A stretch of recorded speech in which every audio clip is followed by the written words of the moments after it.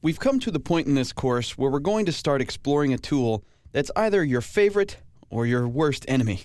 It's called the pen tool, and I'm here to tell you that it's not as scary as people make it out to be.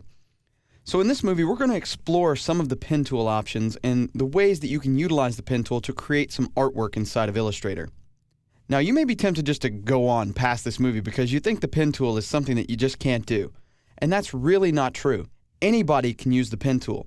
As a matter of fact, I think everybody should use the pen tool because you get so much control with the objects that are created with the pen tool that really and truly you don't have to be precise at all. I'll show you what I mean throughout this chapter. As you're looking at this piece of artwork that I have out on my screen, you'll see several examples of basic lines and shapes that I've drawn with the pen tool. The first of which is a curve. A curve is probably one of the simplest things that you can draw with the pen tool. All you have to do is click and drag, set another point, click and drag. A straight line is also another easy thing you can draw with a pen tool. You click once, you click somewhere else, a straight line appears. Basically, the pen tool is nothing more than connect the dots without the dots already being in place. You're the one setting the dots and drawing the lines. You just have to follow it in your brain. You can also draw closed paths, like this circle here at the bottom, and you can draw things like this shape down in the bottom right-hand side. You may be wondering exactly what I was going for here. Let me explain. You can take the pen tool and draw basic two-dimensional artwork like what you see here, and then convert it into something that's very amazing and three-dimensional. Let me show you how easy that is. I've basically drawn half of a vase here.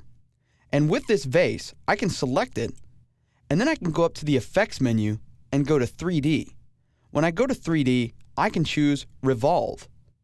I'll move this out of the way.